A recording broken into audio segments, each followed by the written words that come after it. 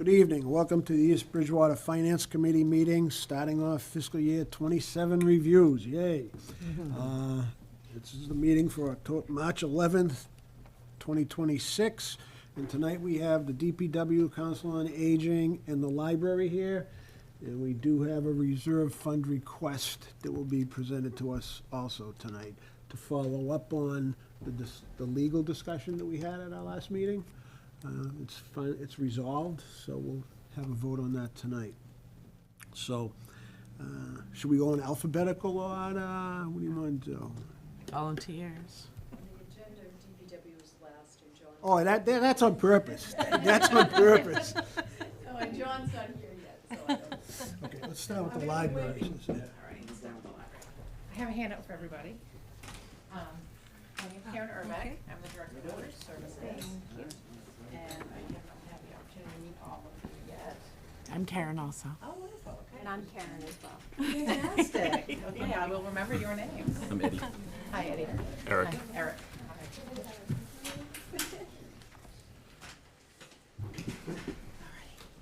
So we had a chance to meet with George about a month ago, of the trustees and myself, and I had presented 2 budgets as part of this process. As you guys know, we were asked to do a 2% cut, and that is the 3rd sheet here, is the 2% cut, bringing us down to about $651,000. As I believe you know, in order for the library to remain certified and to receive our state aid, there are certain requirements that we have to meet, and one of them is our municipal appropriations requirement. So our municipal appropriations for fiscal '27 is $679,396. If we don't meet that number, then the town will have to apply for a waiver. So that is sort of the overarching piece.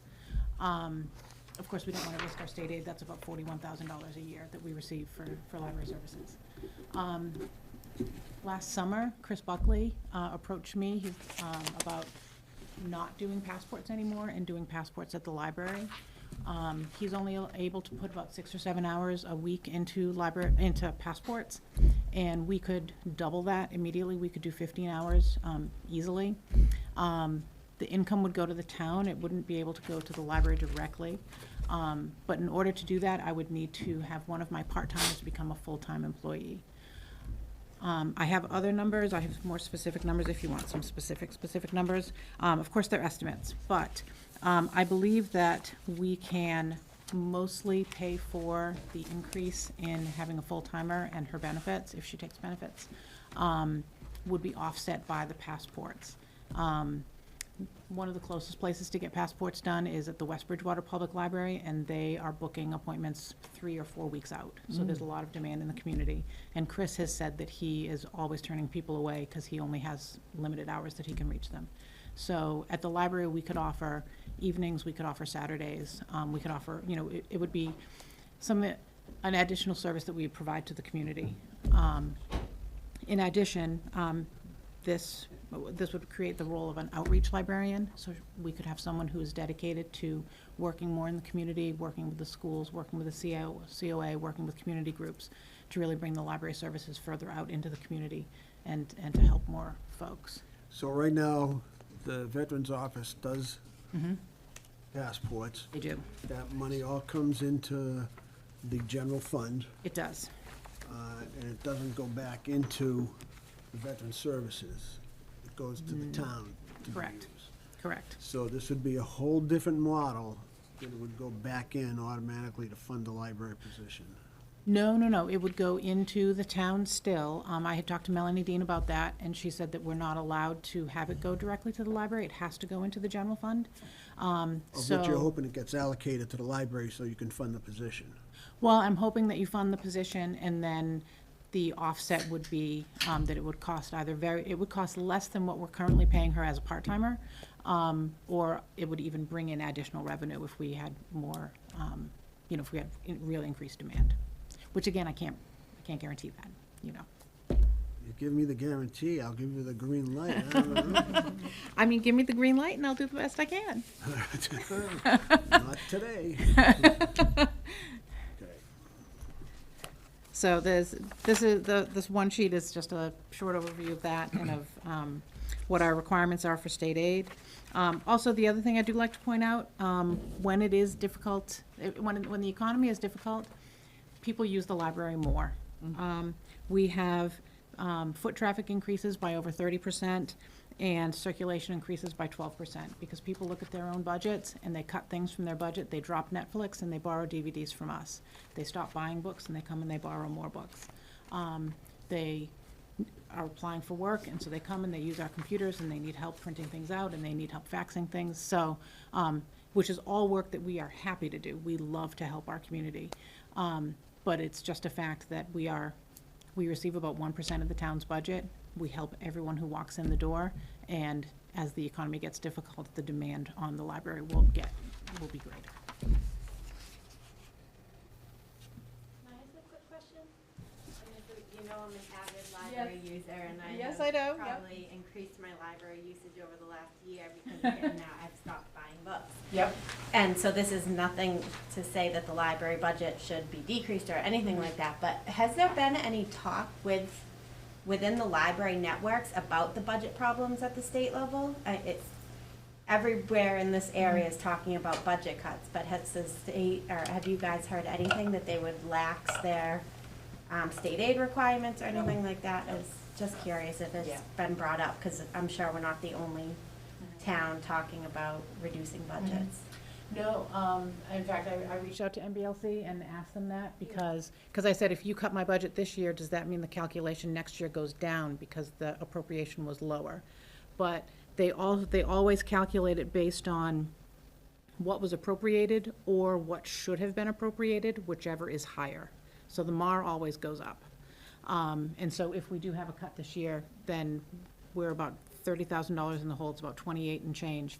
And we'll have to make that up plus additional the following year. It never goes down. You mind if I ask a question about that? Sure.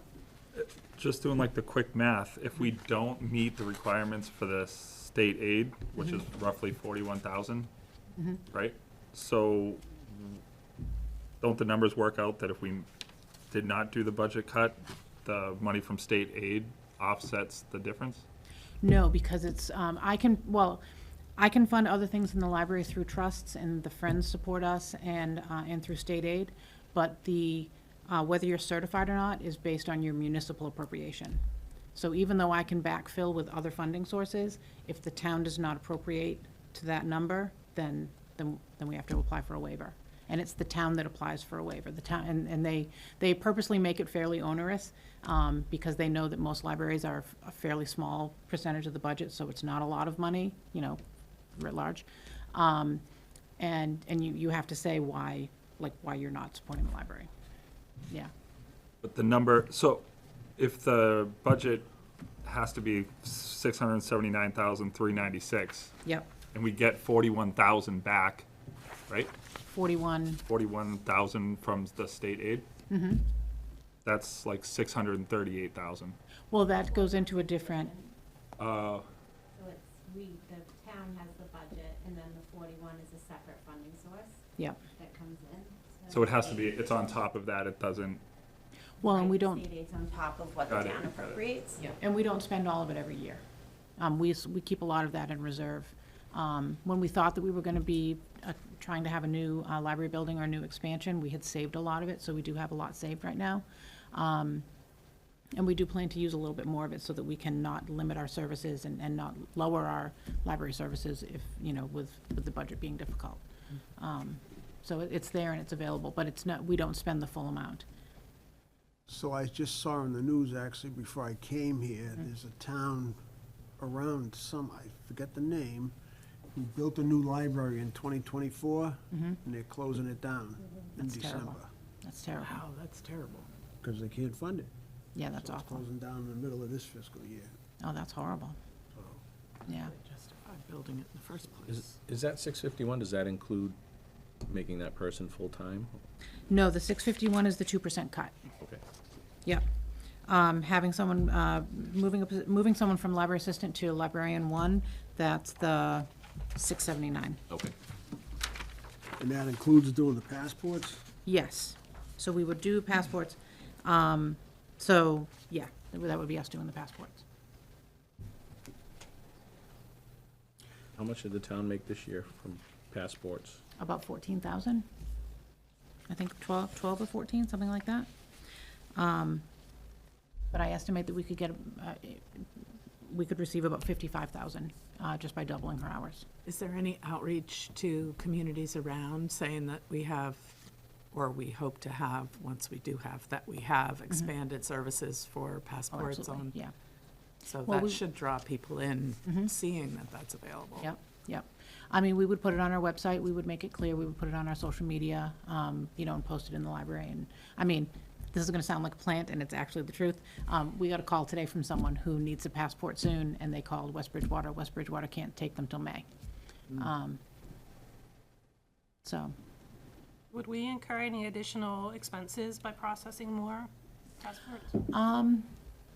I mean, there would be some fees as far as we would have postage, and making copies. The other thing Chris also does is Chris takes photos, and so that's an additional fee over and above the passport fee, because the passport Oh. fee is federally mandated, that's $35 per passport.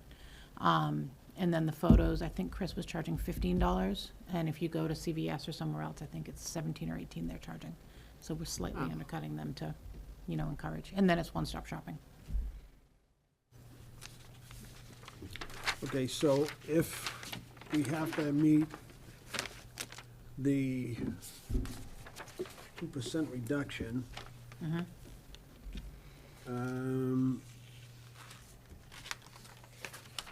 or if we could somehow happen to meet the funding source from last year, the funding number, if numbers get better for us, what impact would that have at the 664,807? 664, You got an 807. FY '26, right? Yes. You mean if we were able to maintain that same We're number? able, if we were able to get to that, If we go below 679, the town has to apply for waivers. yeah. So I'm Yeah. gonna assume we're gonna apply for a waiver, Okay. because we can only fund you, hopefully, at even last year's number. What impact on services, if any, does that have? Well, does that mean that I can have this full-time position and we can You do can fit it passports, into, or? I'm just saying, if the town voted and said, okay, library, here's $664,000, same as you got last year, how would you apply that? Well, it was my understanding that if I can't have someone go full-time because there's an impact with benefits and things like that, that I would need approval in order to do that. But I mean, what I would want to do is I would want to have this position be full-time so that we can do the passports, bring that extra funding in, provide that Can service. you do that with $664,000? I mean, I would have to, I didn't look at it from that standpoint. I probably could, and then I would supplement from state aid and from trusts. The waiver process, do you know how long that takes? I've never done it. I do not know. I know that it's a significant amount of paperwork. It's all right, Charlie doesn't do anything.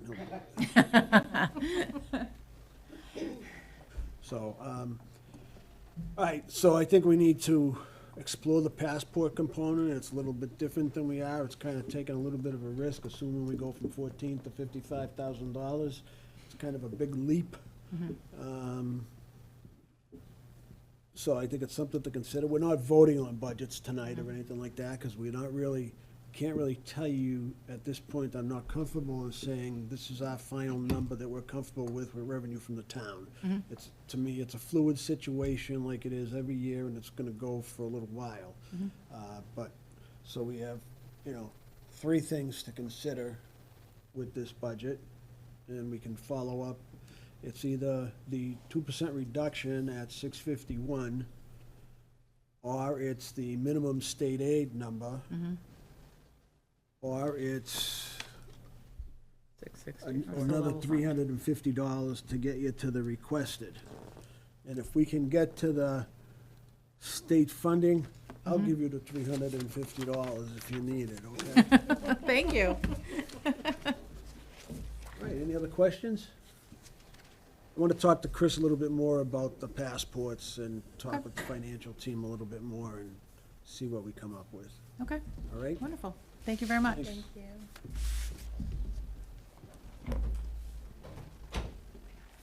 Come on up, Council on Aging. Does I everybody have- know Sue? I'm sorry? Does everybody know? Oh, I'm Sue Prendergast with the Council on Aging, and I have a few handouts too. She's having a St. Patrick's Day party next week. I know. And everybody in town's invited? Thank you. Oops, I'm sorry. It's okay. 80 people in about 20 minutes signed up. Thank you. Are you having corned beef and cabbage? Of course. I'm not going. Irish soda bread? I'll serve, I won't, You'll serve. Okay. So, if you want to give a brief overview to folks, and go over a few things before we start talking numbers, so they can understand what actually goes on down there. Well, I did include a copy of our most recent newsletter for, get a general idea of what we do. And our mission is at the top of the page there. So we serve the 60-plus community, disabled community of any age, families in need for fuel assistance, SNAP, emergency financial assistance, residents on Medicare. We have we Shine counseling service, and during Medicare open enrollment, which is a 7-week period, 186 East Bridgewater older adults were served, and a total of $118,058 were saved from all of them. So it's a good service to have, because Medicare is very confusing. And some numbers here, their population currently in East Bridgewater is 14,230. Currently, there are 4,212 older adults in East Bridgewater, which is about 30% of the population. Nearly 1,500 of those are over 75, and 358 are over 85. And all that information was obtained from the town clerk.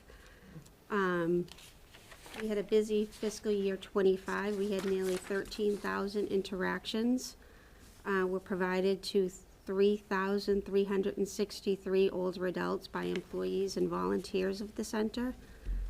The COA delivered over 7,800 Meals on Wheels to older adult East Bridgewater residents. In fiscal year '25, over 13,500 over adults attended various events offered at the COA. We're pretty busy. And we have a staff of 4. So we have many, many wonderful volunteers. And just a brief, you have my budget here, but the personnel services were at 2,000, what I'm asking, well, with a 2% cut, is $236,876.70.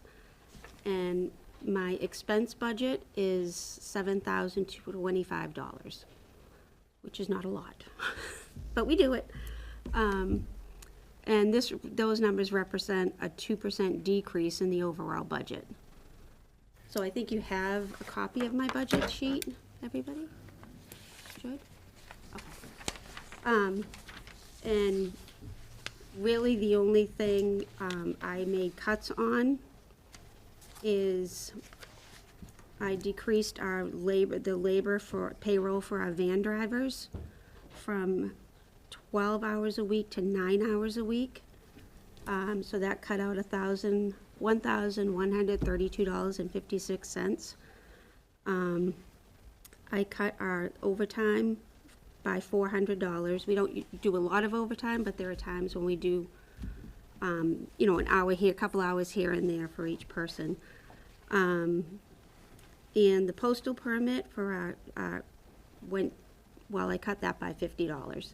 That kind of creeps up, but it was okay this year.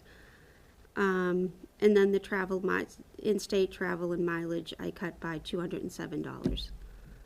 So that cut $5,000.12 out of my budget. So on the van driver, to reduce from 12 to 9 hours, We have two van drivers. okay. Does that mean, is there less of a demand for the service, or you're not No, gonna we offer have, services? We also get a formula grant through the Office of Aging and Independence in Boston, and it's based on the number of older adults within East Bridgewater, which I gave you that number. And this year it went up to $16 per older adult, so that grant is $58,080. So I've, one of our salaries for the clerical personnel, half of her salary was 19.5 hours through the town budget and 15.5 through formula grant. And I've changed that to 17 hours from the town budget and 18 hours from the formula grant. So if we go over with the van drivers, I can supplement with that also. And our formula grant also pays for the annual COA conference, MCOA conference in October, our volunteer appreciation luncheon, all the dues and licenses that we owe, maintenance fees for My Senior Center, which is the program that we use on a daily basis. Any extra office supplies if we run out of that budget. Newsletters, printing and postage we run about $750 a month to mail our newsletter, and that's after many people have switched to emails. And plus for printing, so that cost was $13,500 for fiscal year '26. And we also will use it for any other additional, we use it for programs, we use it for events, we're always using it, so it doesn't go unused. So the grant funds multiple things. So if you have to take money from that grant to fund the van or something else that you've cut in your budget, it takes away from other activities that this could have been applied to. it could, yes. What was the grant amount for 2026? What's the difference between current year and projected year? You know what, I don't think I have it here, I'm sorry. It was an increase for this upcoming year though, right? Yes, I think for 2026, it was $16. It's the number I just gave you, Yeah, $58,000. so it's the same amount, and it's gonna be the same amount in 2027? We don't know. Okay, And that's all, we always wait on the state on whether or not, in years past, it has been reduced, but it's been gradually rising, so we are always hopeful. so this is just a projected number, the 58? No, that's what we were approved for fiscal year '26. So So it's projected fiscal, for '27 we until hope, we get the number from the state. right. So that number could change, basically? Mhm. Okay. Okay. Any other questions? No. Are you 60 years and older, you sign up for the St. Patrick's Day Come on party? in. Close. Next year I'll be able to. Yeah, okay. All right. Any other questions? Okay, thank All you. right, Thank you thank you so very much. much. Before we undertake the dubious task of the DPW, Whoa. ask Peter if you want to come up and explain this request for transfer from the reserve fund.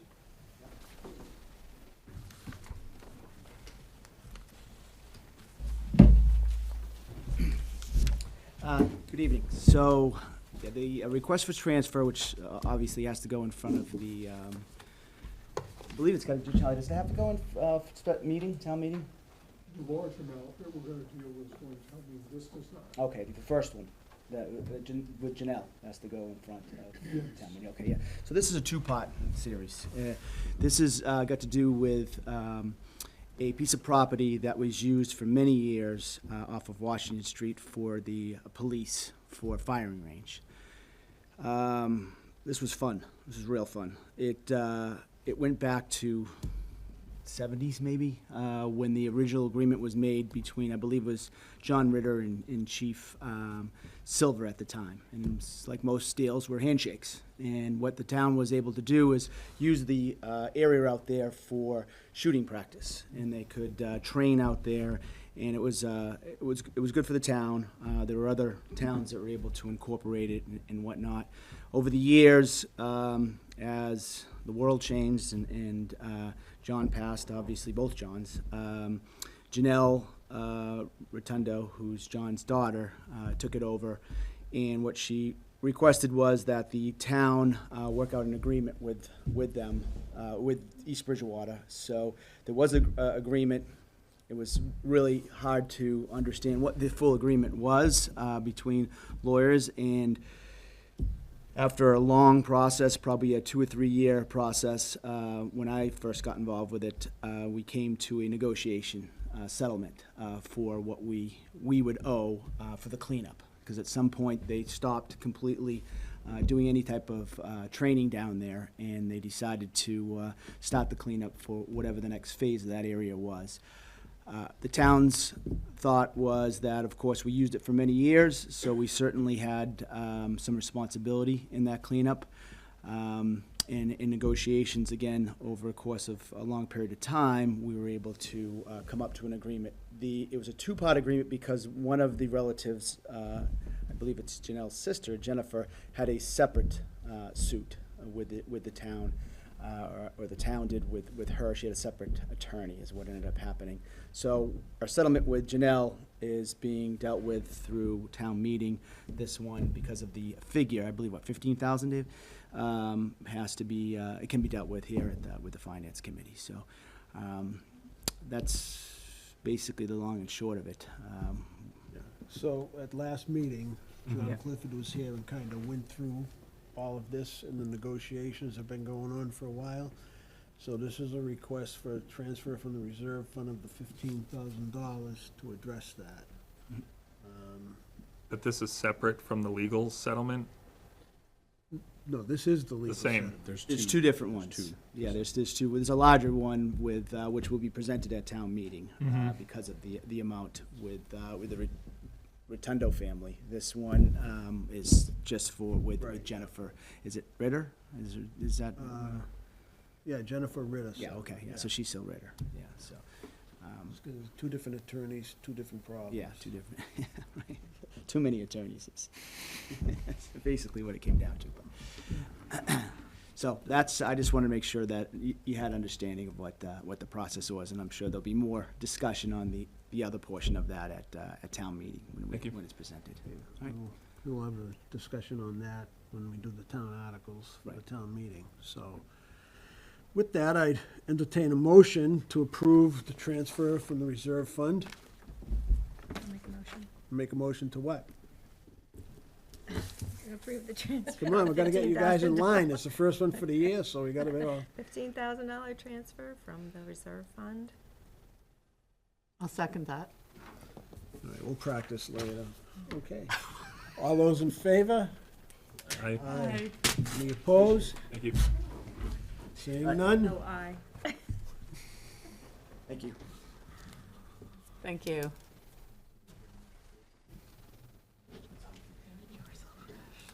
Okay, John, if you'd like to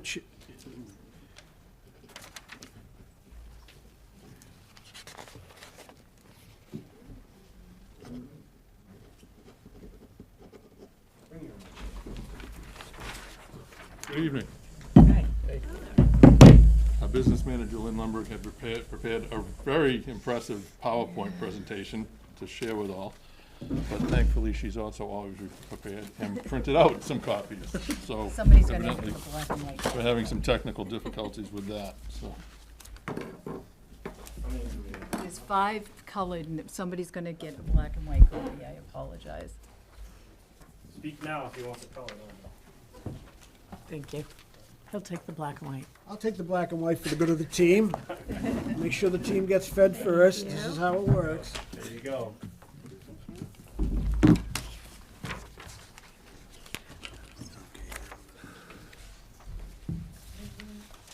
Well, good evening. For everyone's benefits, I'll introduce our DPW management team. To my right is Brian Kiley, our Facilities and Grounds Manager, Lynn Lundberg, our Business Manager, and Brian McSweeney is our Water and Sewer Superintendent. And I'm John Haynes, Director of Public Works. I thought perhaps what we would do first, I'd just like to give a quick update, and I know it's of interest to the Finance Committee, obviously, regarding our recent blizzard. The blizzard of February 2026 placed an extreme demands on the Department of Public Works, resulting in an expense of just under $300,000 in storm-related costs. Over the course of 2 days, 20 DPW employees and 28 contracted operators worked continuously to keep the town's roads open and safe. Crews provided critical support to police and fire, assisting with emergency transports throughout the storm. More than 32 inches of snow fell in just under 16 hours. A rate and accumulation that surpassed the historic blizzard of 1978. Despite the unprecedented intensity of the storm, the coordinated efforts of the DPW, the contractors, and our public safety team ensured that essential services remained operational during one of the most significant weather events in the town's history. And I can certainly say, with nearly 40 years now of experience with winter weather-related storms and events, it was truly unprecedented. Anyone that even observed through their window in the warmth of their home, I think, can appreciate not only the intensity of the snowfall, but the wind, the continual whiteout conditions. It was an absolute, I don't know if I can come up with the right words for the force of Mother Nature that she exhibited over that sustained period of time. I think that's what was so challenging, was the duration of the snowfall rates with the intensity of the wind. I think it seemed we had a constant 50-mile-an-hour plus wind speed with gusts up to 75 miles an hour. And we had some snowfall rates of over 4 inches an hour. It just created, literally the term I continue to use is unprecedented. I don't think we have anything to compare that event to in nearly 50 years. I thought in January, when we got 24 inches of snow in a relatively short period of time, that was a fairly significant snowfall. This was an entirely different event, and it took some really Heroic. I don't think heroic is an understatement to the effort, not only during the storm, but the week plus of recovery that, our DPW employees, I can't say enough for their dedication and commitment that they have to our town. None of them were at home while they were here servicing the town of East Bridgewater. And I'll often say, well, it's just what we do. But in these situations, it's far beyond just what these men and women do. And they rose to the occasion, and I can't compliment them enough. Many of these younger had never, some of them didn't even have driver's license in 2015 when we went through what we thought was a historic, period of events, and they stuck it out and they rose to the occasion, and I can't compliment them enough for their efforts. And some of them had over 100 hours of work, in just the 5-day period.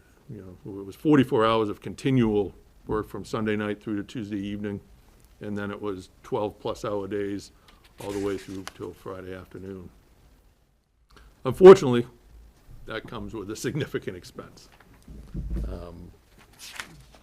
Honestly, we had, after the January snow event, we had already surpassed our annual appropriation for snow and ice. I think if you recall, December was very busy for us. And one of the things that people don't realize is the 3-inch snowstorms that last 12, 18, 24 hours, can sometimes demand as much labor as the 24-inch snowstorm, because the material costs and having to continually retreat and whatnot. And we went out, I think it was 17 times in December in that period of time. We had a very active, although again, no significant snow events. I think we had to, up to January, we had to plow twice, just really to scrape off the slush and whatnot, because of on a lot of occasions, we'll have to scrape the slush off the streets, really only so that it doesn't freeze in place and create hazards that you have to then deal with for days after. But that requires us calling in our entire team of contractors, so there's expense related to that. So after the significant snow event in January, where we did receive 2 feet of snow, we had expended our operational budget for the year. So to this point, we've, do some quick math. This is our, we gave you our actual cost here through March 4th, but that does not include the subcontractors' fees, which was close to another $150,000. So in total, we are plus $700,000 of snow-related expenses for FY '26. What? The number that's on here doesn't include the contractors? No. How much was that again? The contractor's fee was $147,000 for that 24-hour period, 29-hour period, I believe, For the February. for the February blizzard, yes. So in essence, that number plus the 123,632 is what we're over in the snow budget. Correct. 270, 632. Close. So we still have some repair costs, some salt costs that are not reflected in here yet, too. And no pending contractor bills or anything like that yet? No, they've all been submitted. Not for that storm. Yeah, right, I mean, unfortunately, it is They've all been only, processed. it is only March 15th. No, I heard March something. 15th. We have Um, another one coming sometime. No, We're looking at a cold, I don't know. a cold spell again, and I'm not, some of you may remember the April Fool's storm of April 1st, 1997. Yeah, that's never So, happening again. well, people said that we'd never have another blizzard like 1978, and And here we go. we surpassed that. So, we never say never. And I just want people to realize, although the town did adjust the snow and ice budget in 2020 to make it a much more realistic figure. It used to be $50,000 was what we budgeted. And that had been the budget for the previous 20 years, to my knowledge. It was always, we'll get those reserves and whatnot. In 2020, it was determined that we should look at this as an actual expenses. Well, we want it to be more realistic at that point in Absolutely. time. And the whole point of that was that you couldn't decrease your snow and ice budget. So if it was 50,000, that's what we had to hedge. If we put 500,000 in, we would have to put that in every year. And it would eventually come back to free cash if we didn't spend it. But at the time, you did an analysis of over A the years. 5-year average. And we came up with a number of $425,000, So what I want to remind people is that was in 2020. We are now in 2026, and I think everyone can understand how much cost-related expenses, everything has increased, so. But at the same time, for all these years, we haven't gone over We've had until this year, very mild winters, so. yes. So I'm not coming forward, you won't see us requesting a significant increase to the snow and ice budget. I just want people to understand that $425,000 was based on the previous 5-year average of expenditures, not inclusive of what we spent in 2015. Well, let's run it for another 5 and see what Where happens. I'm happy okay? to. Hopefully it'll be like the last 5, or 4 anyway. I don't need another one of these during my career. But to that, so the DPW budget overview, for many of you, you'll remember we look at the divisional breakup of our overall budget, which is inclusive of 5 divisions that are funded through general government, tax revenue, and 2 that are what we refer to as off-budget, they're enterprise accounts.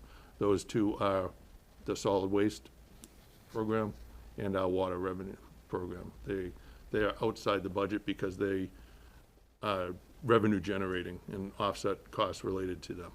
So that leaves you with highway and grounds, snow and ice, fleet services, facilities, and at the current time, our sewer program.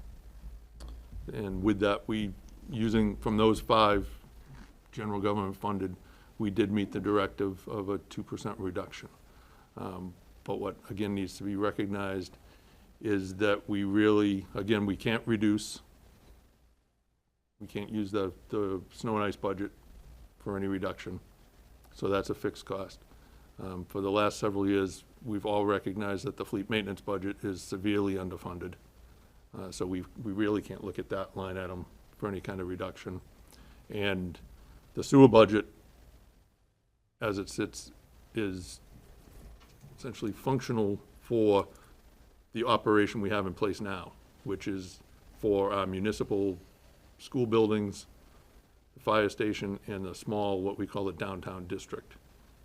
Most of those costs that are represented are allocated to that. And about 85% of the cost are direct municipal expenses for treating the wastewater from our municipal buildings and schools. But I think it's important for everyone to realize we are in the midst of completing North Bedford Street Sewer District. And although I will firmly stand by the fact that I see this as the greatest opportunity for an ongoing, stable revenue developing opportunity for the town, with that building development that can go on that, in that corridor now based because of this sewer project, there are gonna be some expenses that are related to that. And we're gonna have to look at how we offset some of those regular operational costs as we begin to, have to service, and, there'll be utility and chemical costs related to treating the waste. There's also gonna be a fee from partnering community to the city of Brockton, which is where our wastewater will end up. So there'll be a it's not a pass-through fee, but it'll be a fee related to however many gallons of wastewater we send to Brockton to treat. And that's an unknown right now, so we really But the didn't users want of to. the system will be paying that. Correct, that'll be based on user fees, but at this point, we don't have an enterprise account established for that. So although that will be a quasi-similar situation where our hopes will be, as it currently happens with the downtown district, that we can use what's referred to as a special revenue account, and those dollars can be allocated directly to offsetting costs and whatnot related to the operation of the district. It's really set up quite well for that. And as there's expansion there, and if needs increase, that'll all be expense occurred by the district, so. Would that be in 2027 budget or for future 28 budget? I'm anticipating that will be that we'll really see those costs start in the 2028 budget, because the system will go online, will be operable. We're anticipating July 1, but I don't think we're gonna see really any significant measure of flow at this point, and we're not gonna have what I would say solid numbers of operational costs until then. So we do have some reserve funding in place already that we can use to offset those costs. If you're thinking that your term's up and you won't have to deal with it, it's not true. You're gonna have to deal with it. No, I think we have a fairly solid plan in place to deal with it when the time comes. I, again, stand by the intent that this project, this was never intended to have a burden on the existing residential tax base. This program, the development of the district and whatnot are all intended to be revenue positive for the community. And would we have an enterprise account set up by 2028 for that, or? There's some, Melanie can speak to it probably better than I, but there are some, as I understand it, there's some real legal, I don't know if legal, Mass General Law requirements and Department of Revenue requirements about what your revenue account has, your enterprise account has to do. So it may be a period of time that we operate as a special revenue account, which is like a quasi, and we'll be able to bill and draw against that until we're at a place where you can truly operate as an enterprise account, which means all of your costs related are offset by your fees and your rates. So until we have a significant amount of flow develop, which, could take a few years. All right, so the budget, so I see that you've hit the 2% on the general government funded component. Question is, on the facilities maintenance budget is where you made your real direction, and highway and land management. So highway and land management,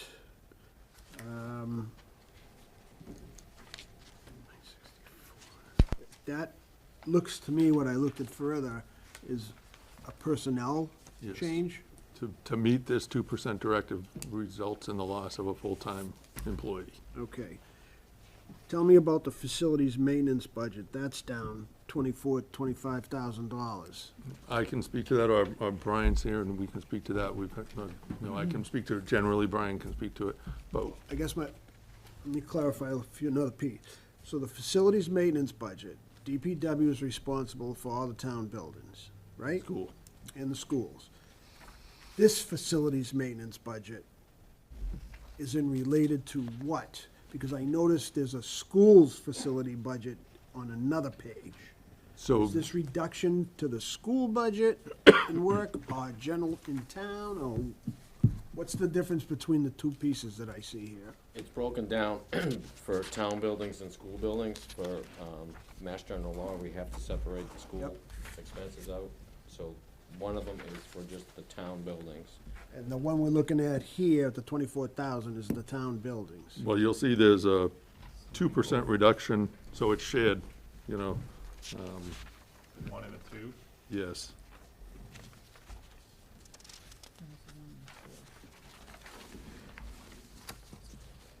It's 1% on the operational side on the town side, and 2% on Municipal one, school two, right?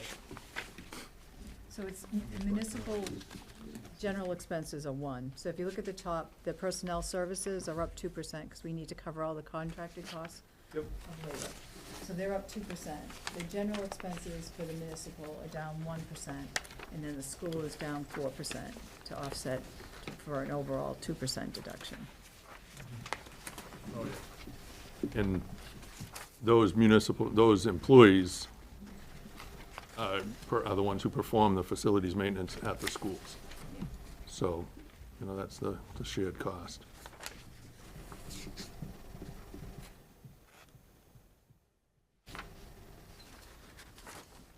When you're down a person, obviously, we're not gonna, can't split somebody in two and make them do twice the work. So what gives? Do you just have to prioritizing stuff? Yeah, so for, in highway and grounds, that's about a 12% reduction in labor, because we have 9 full-time employees there, so what gives is some of the, I wouldn't say there's any extra, but what has to happen is, obviously, we have to stretch our labor forces, because we have 40 hours in the week, so we have to make decisions about what is prioritized for maintenance. And so we'd love to be able to do this project and mulch the flower beds and plant flowers and whatnot, but we need that staff allocated to patching the potholes in the road, or repairing drainage and whatnot. So some of those, again, I don't refer to any of them as extras, because they all add value to our community. The work that, all of this work that, one of the conversations I was having today with an individual was, I think our town, because of the ongoing commitment we've made to our open space, and I call out open space, our athletic fields, our town common, the way our grounds look and things, have a intrinsic value to the people that live in East Bridgewater, and an appreciation for that. And, but at some point, we have to look at what our core responsibilities are, and that is, really comes down to the safe passage of the residents and the pedestrians and the vehicular traffic and whatnot that move through the town of East Bridgewater. So we have to reallocate resources there. We certainly aren't a large department, by any means. There's 25 in total. And this was a reduction in staff by 2, you said? Reduction of 1 full-time One employee. full-time? One of the things that we are one of the only departments, the DPW is the only one that has a settled contract. And we negotiated our contract, but we absorbed all of the contractual bargaining obligations. Again, there's no cost of living increase, but there were steps that were additional license fees and whatnot that we absorbed within our operational budget and not coming back in the spring to fund from free cash or whatnot. So those costs have all been carried in this FY27 budget as well. Are there staffing requirements in the contract that this would cause an issue with? Minimum staffing? Yeah. First, I wish we had minimum staffing. We do have minimum staffing language in our contracts, like only 50% of the department can be out at one time. But when you have numerous individuals and as they gain longevity and whatnot, and they have sick time and vacation time, even that becomes challenging, and people will say, well, you let, somebody take vacation in the wintertime? I say, yeah, we do, because we need those people here in May, because we have, just in one single complex, we have the Belmont Street Soccer Complex, there's 40 acres of grass to cut. And we cut that, we try to cut it twice a week so that the fields are playable, because what happens now is, and I've used this analogy with the town common, someone goes and visits the town common on a Tuesday in September and says, I want to have my wedding here next, June. Great, it looks gorgeous, it's beautiful. But 2 weeks before that, we may have had a family fun day on the town common, and they set up jumpies, and they had a railroad car go around it, and they had, petting zoo and whatnot. Often, it takes a significant amount of work to get that back quickly, so that that person that wants to have their wedding on the common, when they booked it, it looks the same way. Because it certainly doesn't look that way on Sunday afternoon. Right? The athletic fields are the same way. These, our user groups that are, a lot of them are residents of East Bridgewater, but also now a lot of these user groups are pay-to-play organizations that use our facilities because our facilities are recognized for the quality they're kept at. But to the same point, when your intramural team gets there on Tuesday afternoon to play, it has to look maintained. And not only maintained, it has to be safe for play. So that leads us to having to, mow the turf more often and things like that. And, we hear a lot back, well, we can't have we can't have these bare spots. The referees won't let us play games here. And so we have this real balance between, recreational municipal fields and some of the expectations that user groups have, especially when they're paying to use these facilities. So when there's a family fun day on the common and you gotta pick up all the goat poop and all that stuff that's out there, is there a fee that we charge these people in order to do it? Not typically, because they're community-based events. So it's absorbed, even the trash that's produced and whatnot, the town absorbs that cost. Those are all costs that, I'm sure there's a term for them in some sort of budgeting lingo, but those are all expenses that, the town absorbs, and when I say the town, DPW absorbs. It's goodwill. So I have a question, I'm confused still, and maybe I missed it. But I'm looking at the page here that says 2027 DPW budget overview. It says DPW division, and it has highway and land management, snow removal, fleet maintenance, facility maintenance. Is this broken down on other pages on these other, okay? So I wanna know, out of the, what you're submitting as a 1161834 facilities budget, where we've made a 2% reduction, where in the other budgets that has been taken from? Oh, here's the number. Wait a minute, I don't have a color copy, so I can't really. It's harder to read, isn't it? This went really nice when we had the PowerPoint presentation that we could do for everyone. So if you're looking for the 2%, so if you look on the page, it says facilities municipal on the bottom. It's the title, facilities municipal. I should have numbered the pages, Dave, I apologize.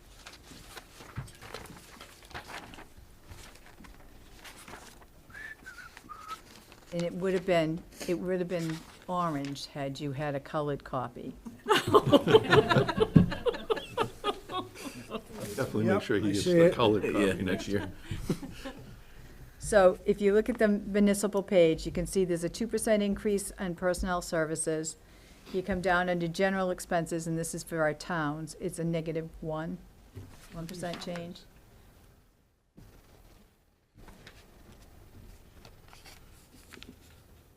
I don't see a percentage. in She's it. talking about this. The last line No, this item, right there, there. it says Oh, percentage of Yeah, change. I'm sorry, Dave, yep. it's a- So professional services is up 2%, and the. Then, yep. is down 1. One, flip the, now flip to your next orange page. She's so mean. Gray, And it, now, you can see here, we have, under the schools and facilities is a -4. The overall change is -2. Because these two pages go together. right. Does that make more sense? And there's the 1.16.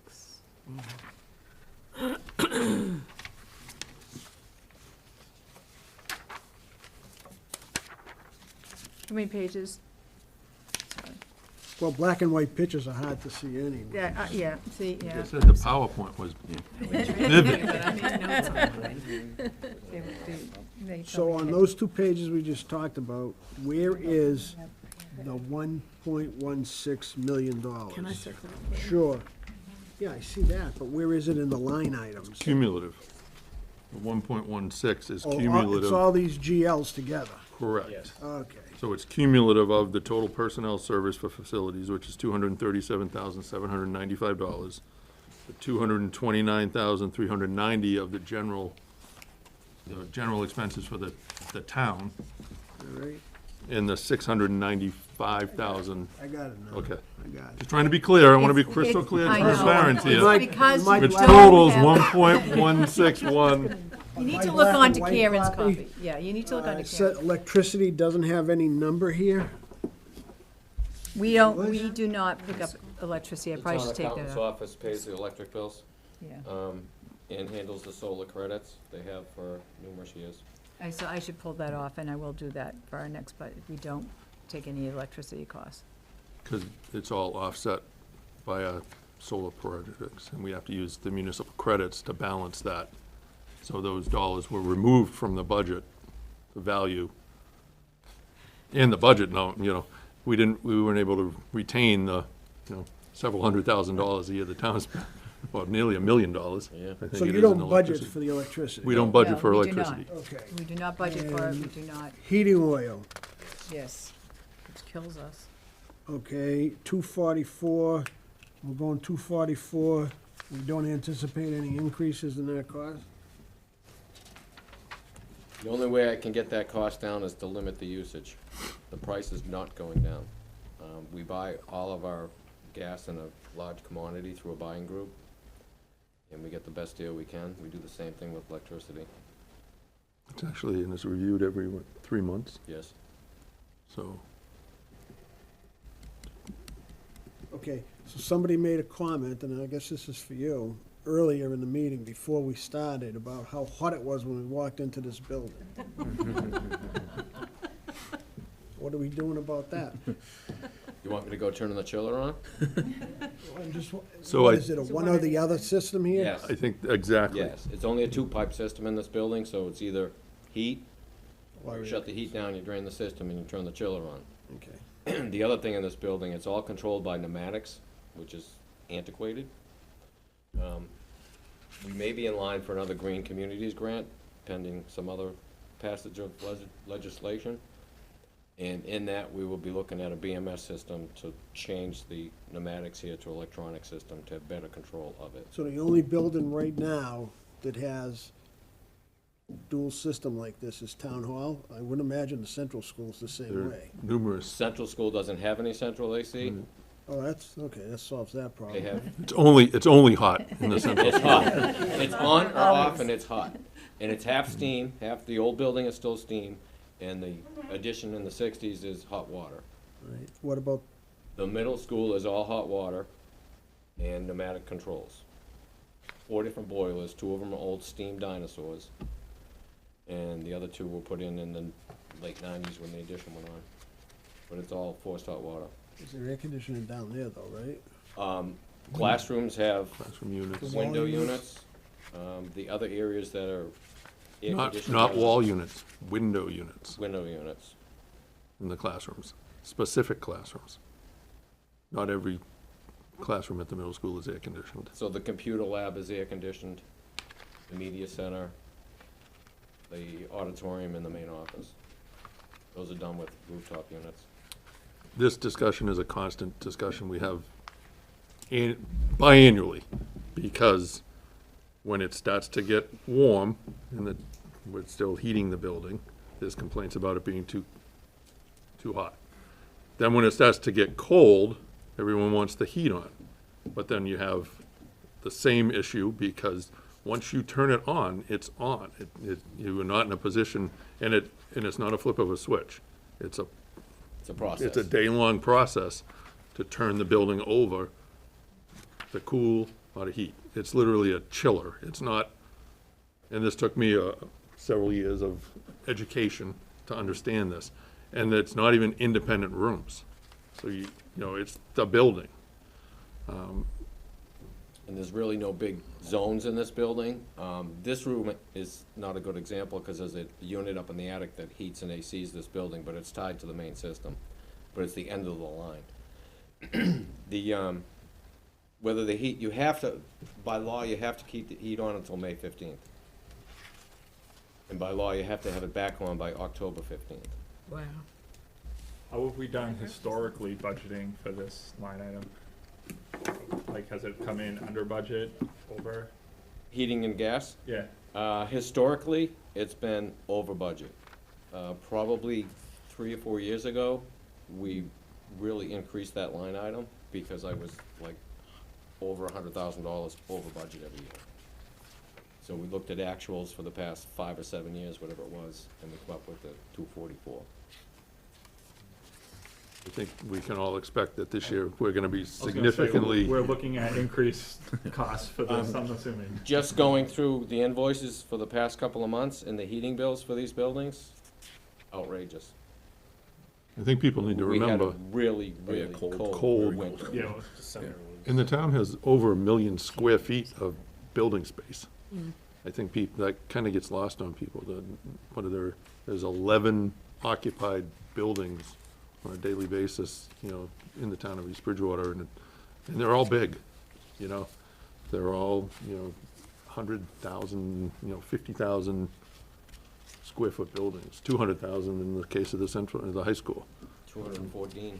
Yeah, so when you start to look at what our facilities budget and department manages, versus, you know, I know an individual who works in the city, and he talks about, well, we have 1 million square foot facility, you know, a hospital. Yeah, and we have like 27 people that maintain it.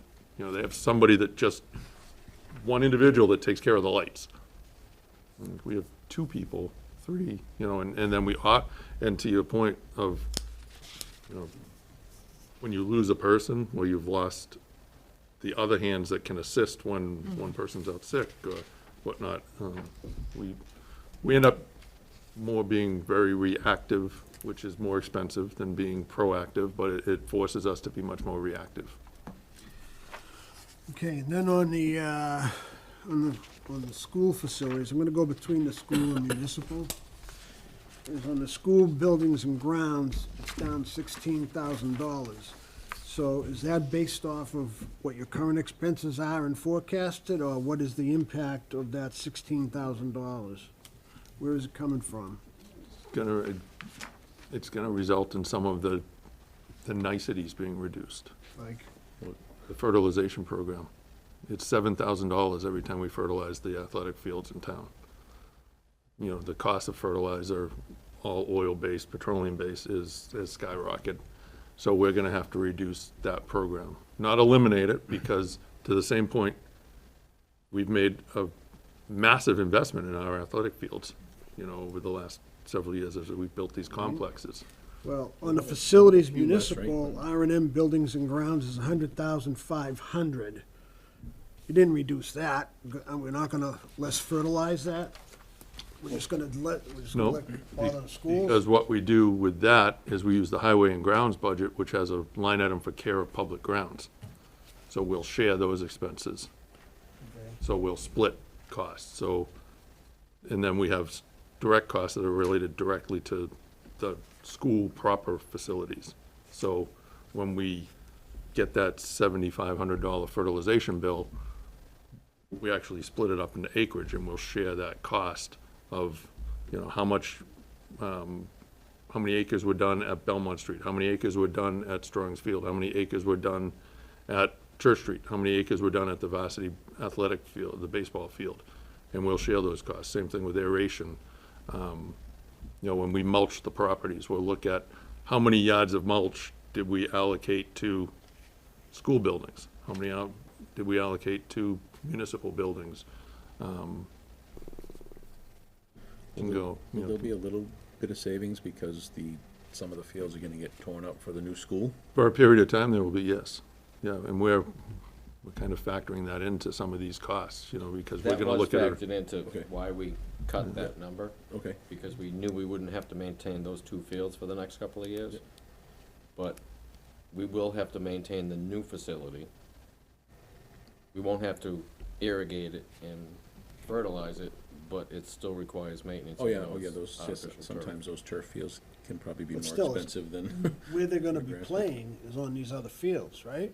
Right, which will be, is current, So that, that those will costs, increase the maintenance on those those. costs are currently already in our municipal side of things, the highway and grounds, care of public grounds, facilities grounds, and less of, I would say less of the schools, buildings and grounds is grounds related, and much more is, you know, building repair and maintenance.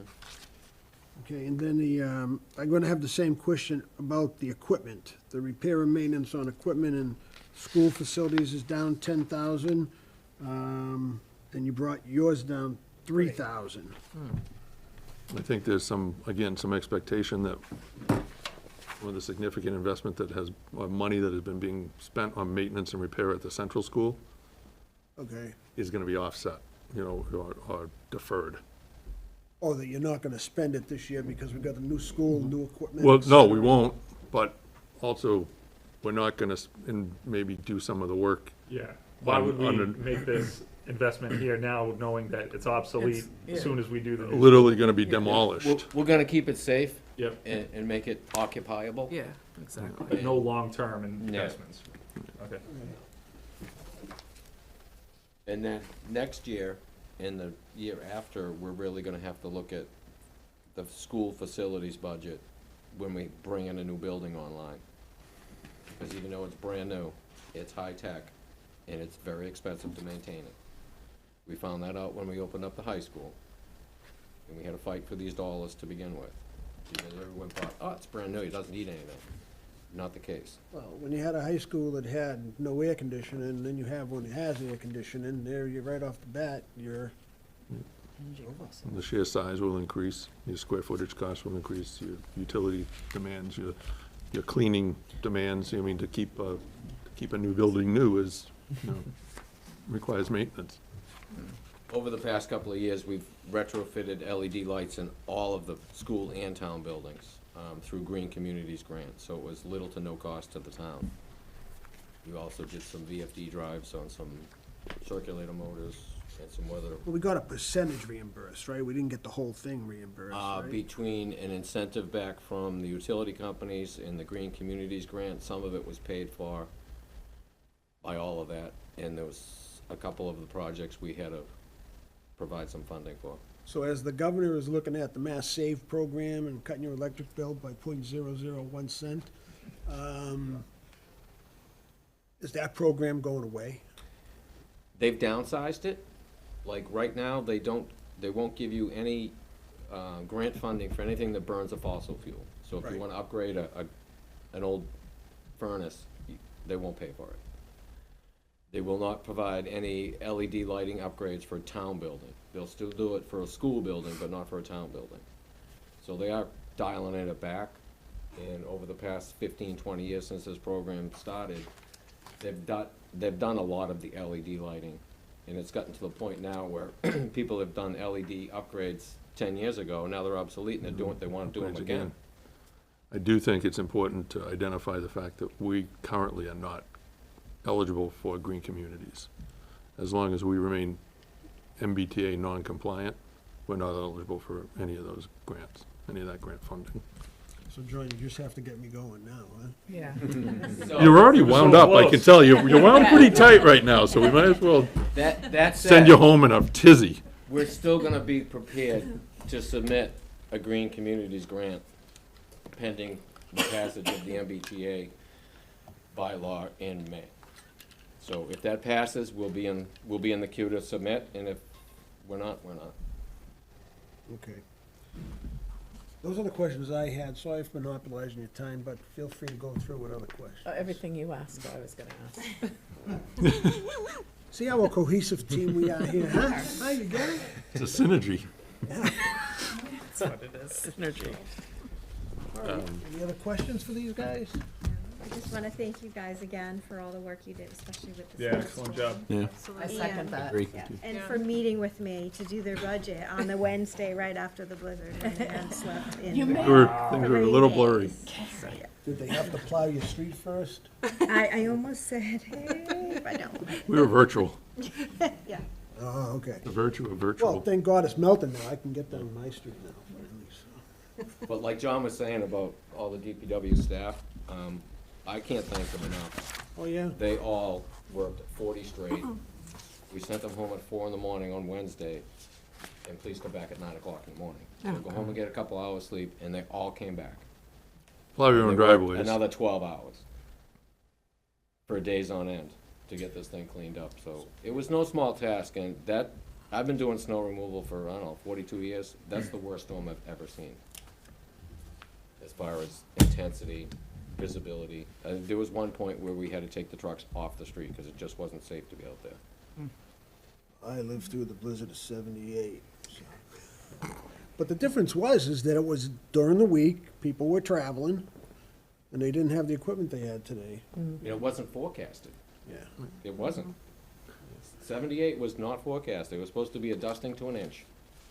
So I just, one other pop in my head, the position that you're reducing, is that a vacant position now you're just not gonna hire into, or somebody retiring? or- We had a retiree That you're not haven't filled that, replacing.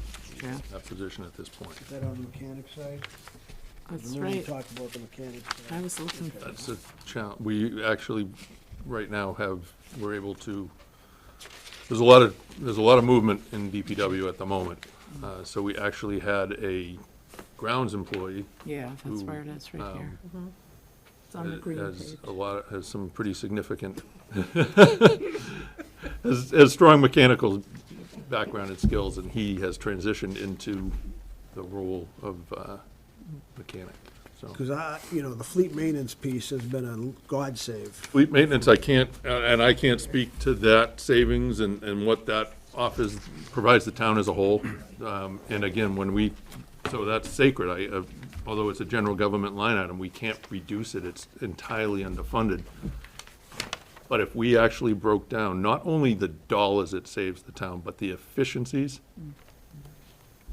Yeah, especially like during the blizzard, they were pulling trucks off the road, putting them back together again, stuck sending fire them back trucks, out. cruisers, Yeah. putting, you know, We had the fire Jaws of engines. Life working on one of Yeah. our trucks, Yeah, it was, literally. but the thing that, I don't think people even understand that so there's a dollar savings to the fact that we aren't paying $200 per hour for labor. But the fact that a police cruiser can get brought to the DPW garage in East Bridgewater at 8 o'clock in the morning, have a full service completed, the brakes done, and back in service by 2 o'clock that afternoon, versus having to have two officers drive that vehicle to Colonial Ford in Plymouth and leave it there in the queue for however many long hours it may be, days, weeks, in a lot of occasions, that, you know, here's another example. The most recent ambulance had to go out of town for pretty much basic maintenance because of the size of it, we aren't able to service it in our current facility. It was $1,200 to have the oil changed on the ambulance. So, You can't service it in your facility because of the lift, correct. but isn't there a difference between the curb weight and the loaded weight, so your lifts can actually use it? No.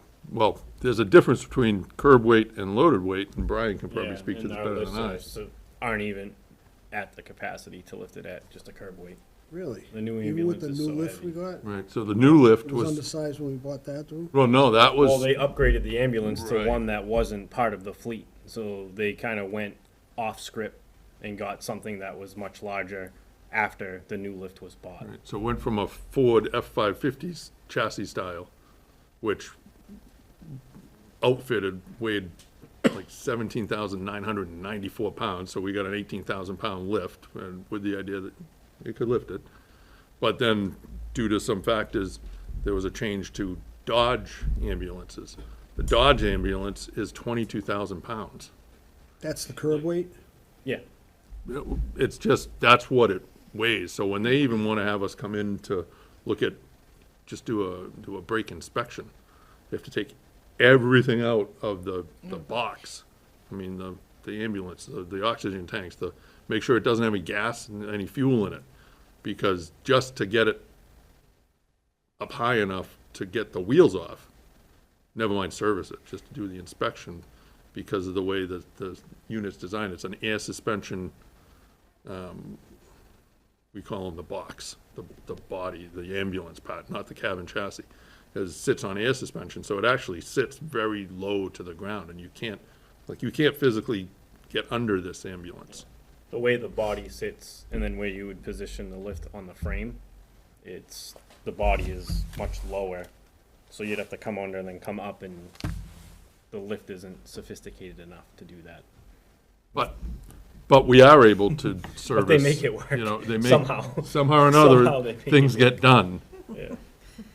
And so when I talk about the benefits that provides East Bridgewater is just, literally, I mean, it sounds corny, but it's priceless. I couldn't put a value on what the fleet maintenance division, you know. So based off of what you just said of the example of the police cruiser going out and being gone for a day or a week or whatever, right? And now you can turn them around so quickly, that translates that I should have the discussion with Chief Jenkins that he doesn't need as many cruisers? I'm not having that discussion. Well, you said so, right? No, those cruises I mean, look at even with the number of cruises we have, look at the engine hours, the idle time, the mileage, you know, the rotation of move. I think one of the best things that's actually happened, and I've talked about this at Capitol a number of times, is getting these vehicles on some sort of rotation. So we're moving them out of the fleet so that we can provide the basic maintenance. And then when these things start to cost money, and they cost a lot of money when you start getting into repairing, we're moving them along. And to the same example we used for the central school. Well, we'll defer those costs because you know what? Chief Jenkins knows he has a replacement car coming for 205 in 3 months. So we're not gonna do that extensive front end. We'll keep them safe. We'll keep them roadworthy and safe. But some of the work you might have to do otherwise because of that replacement program. Well, we're in a cycle of that now. Exactly. I think is one of the best things I've seen the town move forward with. My idea to do municipal leasing So, was, Chief, if you're watching, don't call me tomorrow, okay? We got it all under control, okay? So, any other questions, anything? Thank you All so right, much. well, for- thank you. And I think our next meeting is next week. Just one quick thing, John, just, having a son who grew up playing baseball and stuff, like all over the place, like East Bridgewater does have great baseball fields. Yeah. I mean, we played some places where it's like, the grass was so high, like if you threw a ball in there, like, you wouldn't be able to see it, like, unless you, like, walked over and found it. and we all take a huge amount of pride in that, of whether you have children who play on those fields Yeah. or whether these guys that are maintaining them take an immense amount of pride in the way they look. And there's nothing better than to honestly hear it when you're standing there and you listen to you hear, the spectators go, I wish we had fields like this in our town. Yeah, It's definitely a sense of pride. yeah. And he, he's So, played on the church, the street fields, the high school field, the strong field, all great, they're all in great shape, so. So, It's appreciated. our next meeting is actually on the 25th That's what I, with the police and fire, right. right? Next Wednesday, I don't know if I sent it out to everybody, but the regional school committee is having a meeting. So if anybody wants to attend that, it's a virtual meeting, I'm gonna be on it. We're gonna talk about, a little bit about how the towns are faced with certain challenges, and did those regional school committees take that into account instead of asking for a 5% increase? If all your surrounding towns are having 2, 3, 5%, what are you doing to assist in that? So, so it's gonna end up coming down more to a conversation with the regional school committee. I'd like to see where they get their directives from. 'Cause I, for one, on the finance team, and from who I've talked to in town, nobody comes and asks us what our financial situation is when they're making these budgets. So, We had one of them come It's a interesting. few years ago. present the budget, After it was yeah, already- after it's done. We need the pre-work before it's done, just Yeah, like we right, do. that would be like us doing a budget and not ever consulting our departments. Yeah, so It's the same I deal, guess same we difference. just bypassed that a little bit, but I'm gonna try to bring that back out front, so. With that, if there's nothing else, I'll entertain a motion to adjourn. I move we adjourn. Second? Those are the fastest motions that I I'm get. trying to get it done so you don't, like, lose it. And we have something more to deal with. All those in favor? Aye. Aye. What time?